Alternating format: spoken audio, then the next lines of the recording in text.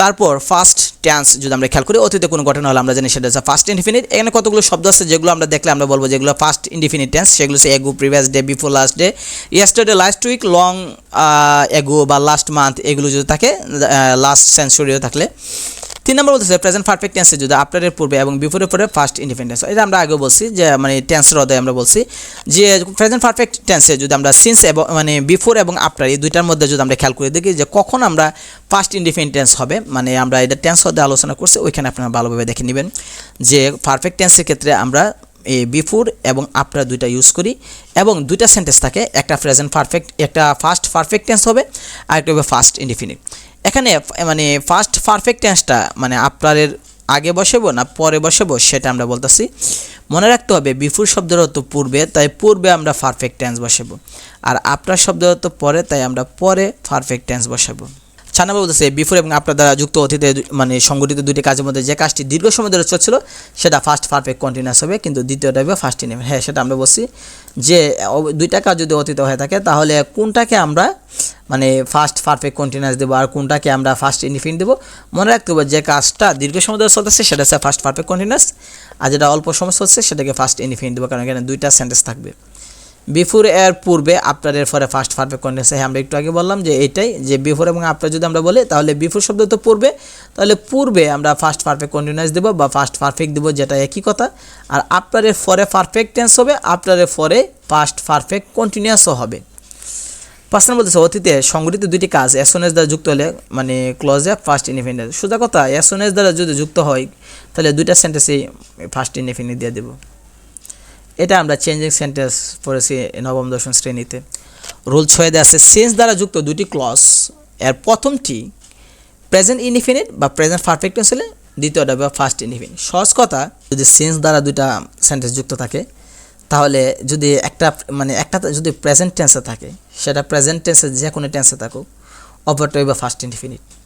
আর since দ্বারা যদি প্রথমটা যদি ফার্স্ট ইনডিফিনিট থাকে তাহলে পরেরটা ফার্স্ট পারফেক্ট টেন্স হবে।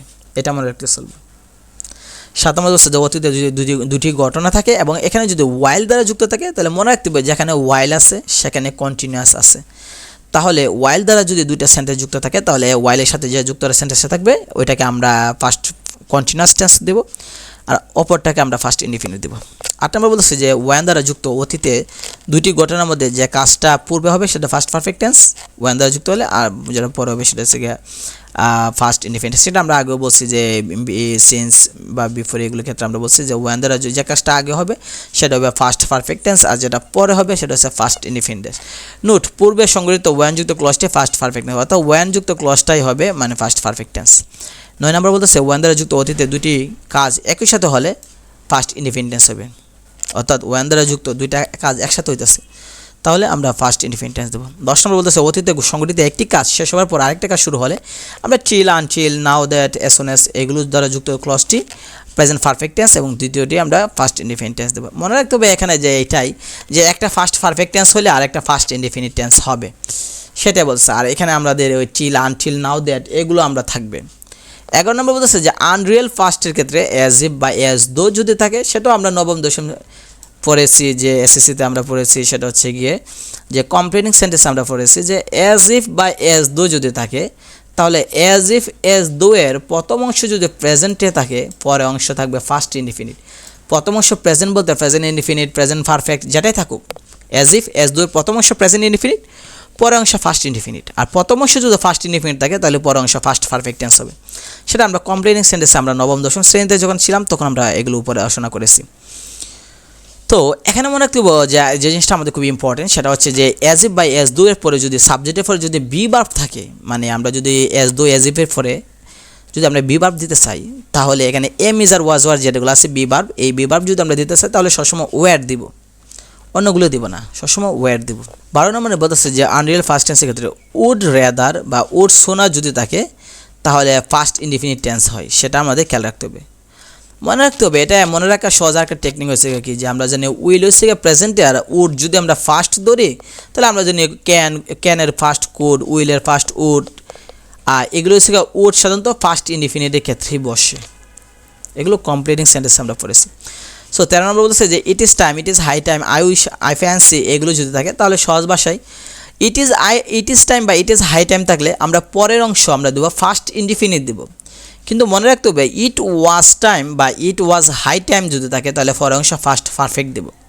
ওই আগের সূত্রই ইট ইজ টাইম যদি থাকে তাহলে মানে প্রেজেন্ট ইনডিফিনিট, তাই ওই দিকে আমরা ফার্স্ট ইনডিফিনিট দেবো। আর ইট ওয়াজ টাইম যদি বলি তাহলে প্রথম অংশ ফার্স্ট ইনডিফিনিট, তাহলে পরের অংশ ফার্স্ট পারফেক্ট দেবো, এটাই বলতেছে। 14 বলতেছে দ্যাট দ্বারা যুক্ত দুটি ক্লজের প্রথমটি ফার্স্ট ইনডিফিনিট টেন্স হলে দ্বিতীয়টি ফার্স্ট পারফেক্ট। আচ্ছা, দ্যাট দ্বারা যদি যুক্ত হয় তাহলে মানে প্রথমটা যদি ফার্স্ট ইনডিফিনিট হয় পরেরটা আমরা ফার্স্ট পারফেক্ট দিয়ে দেবো। 15 বলতেছে যে দ্যাট দ্বারা যুক্ত ক্লজটি যদি ফার্স্ট ইনডিফিনিট টেন্স হয় এবং দ্বিতীয় ক্লজে যদি প্রিভিয়াস ডে, উইক, মান্থ, ইয়ার এগুলো থাকে, দ্যাট ক্লজে যদি থাকে তাহলে ফার্স্ট পারফেক্ট অথবা ফার্স্ট পারফেক্ট কন্টিনিউয়াস দিলেই হবে। তো এখানে নোট বলতেছে দ্য প্রিভিয়াস ডে বা উইক বা মান্থ বা ইয়ারের পরিবর্তে যদি নেক্সট ডে, উইক, মান্থ, ইয়ার থাকে তাহলে আমরা মানে সাবজেক্টের পরে উড, কুড বসাবো, উড, শুড এগুলো বসাবো।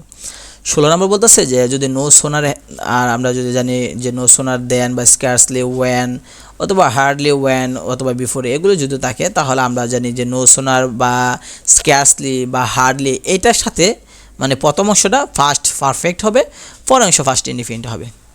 17 নম্বর বলতেছে যে লাস্ট দ্বারা যুক্ত যদি কোনো একটা সেন্টেন্স হয় তাহলে আমরা জানি যে পরের অংশ আমরা কী দেবো, সাবজেক্টের পরে শুড দেবো, সেটা আমরা পড়েছি। লাস্ট থাকলে শুড দেবো, এটা কমপ্লিটিং সেন্টেন্স ছিল নবম দশম শ্রেণীতে।